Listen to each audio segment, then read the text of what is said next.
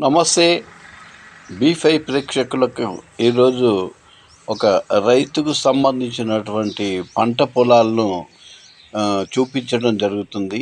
ఈ పంట పొలాల్లో ఏ విధంగా కరువు కొట్టుమిట్టాడుతుందో మనం ఈ విజువల్లో చూస్తుంటే మనకు పూర్తిగా అర్థమైపోతుంది.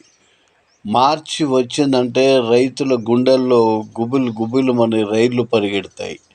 వచ్చి రాని నీళ్ళతో అనేక రకాల ఇబ్బందులు పడుతుంటారు.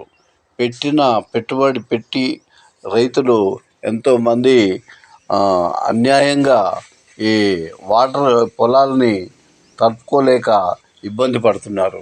పైపులు తెచ్చి అవి చేసి పెట్టుబడులు పెట్టి మందు బస్తాలు వేసి ఎన్ని చేసినా కానీ రైతుకు చివరికి మిగిలేది కన్నీరు తప్ప ఏమి లేదు.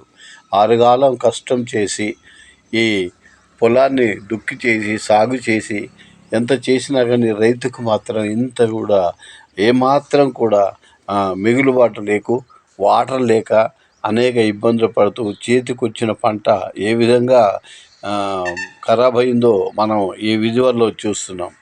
మరి ఇలాంటి సమస్య తీరాలంటే ఏంటి? రైతుకు కావాల్సింది వాటర్. రైతే వెన్నెముక అని చెప్తున్నటువంటి ప్రభుత్వం నీరు అందించడంలో విఫలమైందని చెప్పడంలో కూడా అర్థం లేదు.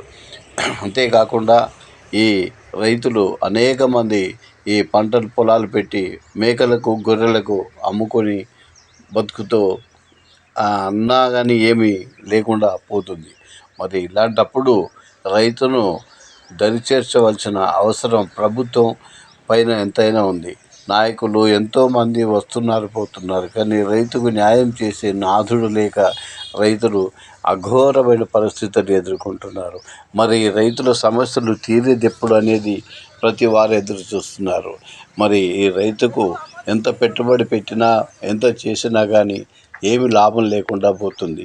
సుమారు ఎకరానికి ఒక 50,000 వరకు పెట్టుబడి పెడుతున్నారు. అయినా రైతులకు ఏం మిగులుబాటు లేదు. చివరికి వచ్చేసరికి ఇలా చూస్తుంటే మన గుండె తరుక్కుపోతుంది. ఈ పంటలు చూడండి ఏ విధంగా ఉన్నాయో. మరి రోడ్డు పక్కన ఉన్నా ఎక్కడ ఉన్నా కానీ రైతులు మాత్రం అందుబాటులో లేకుండా పోతున్నాయి. మరి వారిని ఉద్దేశించి ఏ నాయకుడైనా పట్టించుకునే పాపాన పోతున్నాడా అంటే అది లేదు. వాటర్ ఇవ్వటం ఉన్నదంటే అది కూడా లేదు. మరి ఇలాంటి పరిస్థితుల్లో రైతు బతకాలంటే ఎలా బతకాలి, ఎలా చేయాలి, ఏం చేయాలి? జీవనం సాగిస్తున్నటువంటి రైతుకి ఏ విధమైనటువంటి ఆర్థికాయం చేసినా తక్కువే. ఈ రైతుకు ఎంతోమంది ఎన్ని విధాలు చేసినా కానీ రైతుకు సాయం చేయడంలో విఫలమవుతున్నారు.